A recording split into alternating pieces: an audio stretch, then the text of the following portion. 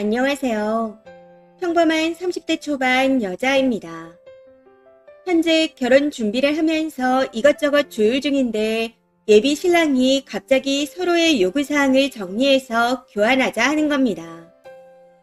해서 오랜 고민 끝에 작성해서 교환을 하게 됐는데 이 남자의 요구사항이 너무 예민한 것 같아 글을 써봅니다. 이게 맞는 건지 한번 봐주세요. 먼저 제가 작성했던 요구사항은 첫 번째로 가사 분담은 서로 합의하에 각자 잘하는 부분을 맡아 대략 반씩하기로 한다.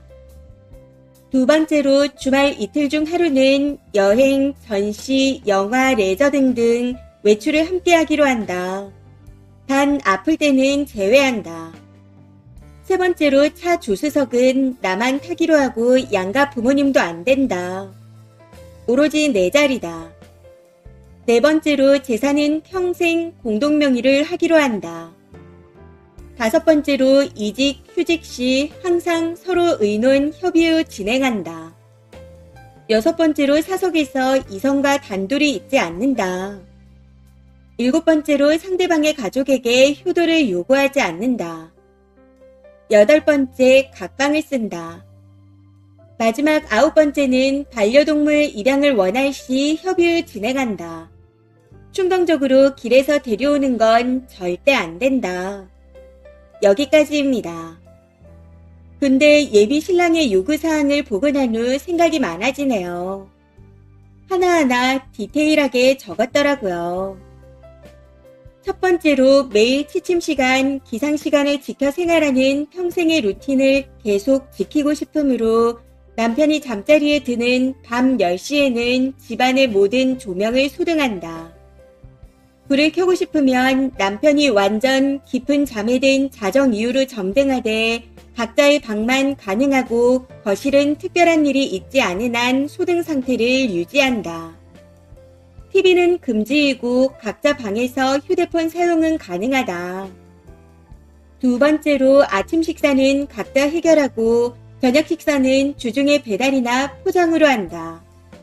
서로에게 식사 준비 요구를 엄금하고 요리를 직접 하는 건 주말에만 가능하며 음식물 쓰레기가 남지 않도록 요리한 사람이 주방을 다 치우고 수채통도 청소한다.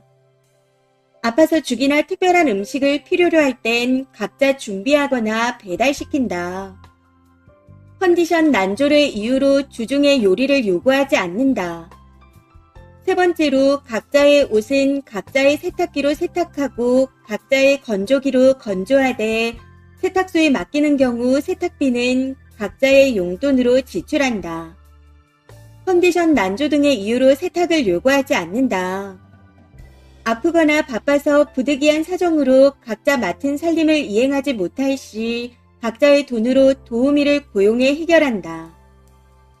네 번째는 명절에 함께 서로의 부모님께 방문하되 상대의 부모가 집안일을 요구하는 경우 직접 거절해 주기로 한다. 예를 들어 명절에 시부모가 며느리에게 요리를 요구하면 남편이 거절해주고 장인어른이 무거운 짐을 사위에게 운전해 날라주기를 요구하면 아내가 거절해준다. 다섯 번째로 각자의 부모님 용돈이나 선물은 각자의 용돈으로 해결한다.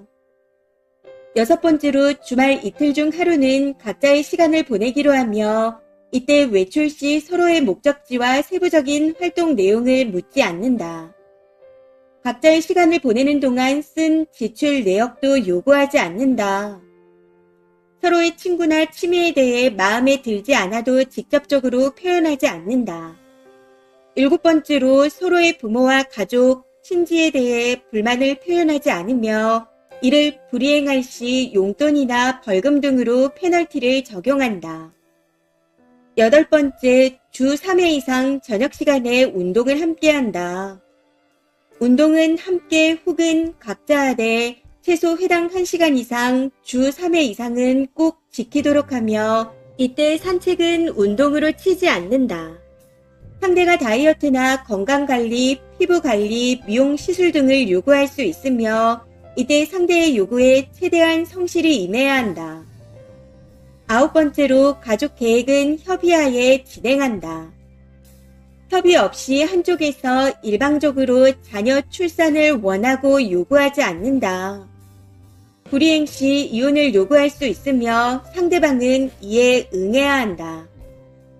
10번째는 건강상 중대한 문제가 발생할 시 서로를 외면하고 배신하지 않는다. 단, 치료비와 간병은 각자의 돈으로 해결한다.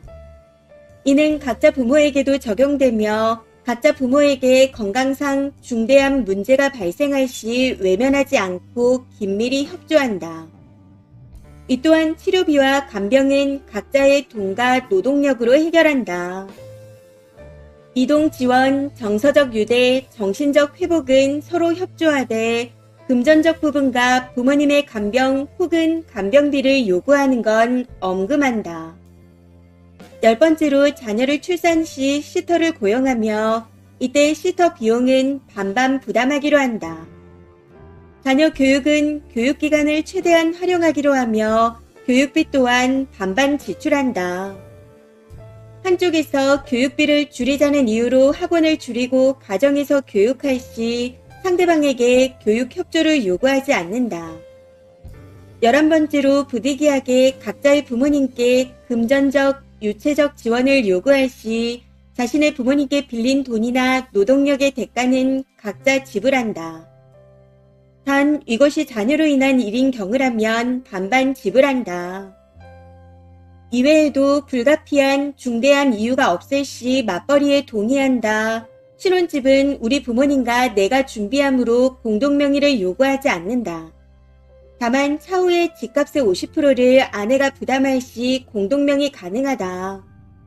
이런 식으로 세세하게 작성되어 있었습니다. 이걸 하나하나 읽어 내려가다 보니 너무 어이가 없더라고요. 제 기준에서는 예비 신랑의 요구와 제 요구가 형평성이 맞지 않아 보이고 뭐든 각자라는 말이 너무 많아서인지 상처가 됩니다. 너무 예민하고 과하달까요? 이 결혼 진행해도 되는 걸까요? 조언 부탁드립니다. 추가입니다. 재산 반반이나 공동명의에 대한 말씀들이 많으셔서 추가로 글을 씁니다. 집은 예비 신랑이 해오는 게 맞고 집값은 3억 정도입니다. 저는 혼수와 차, 지참금 등 2억 4, 5천 정도 들어가고 결혼식장 비용도 저희 부모님이 내기로 했습니다. 이 정도면 반반 결혼이라 생각했는데 집 명의를 예비 신랑 앞으로 하겠다고 해서 이것도 뭔가 불공평한 것 같고 속상하네요. 그리고 각방은 제가 옆에 사람이 있으면 못 자기도 하지만 예비 신랑이 너무 일찍 자서 요구한 겁니다. 불을 전부 소동해야 하기에 10시 이후로는 아무것도 할 수 없어 요구한 거였어요. 이게 잘못인가요? 아무튼 그냥 파혼이 답인가 봅니다. 댓글입니다. 첫 번째. 예비 신랑은 결벽증에 이기주의에 누구와도 결혼 못할 놈입니다. 조건도 먼저 교환하자 한 걸 보니 글쓴이의 요구 조건과는 상관없이 애초에 본인이 손해 안 보려는 이기주의의 끝판왕이에요. 나리씨 시즘도 있는 듯한데 3억에 저렇게 살아줄 여자 절대 없어요. 두 번째.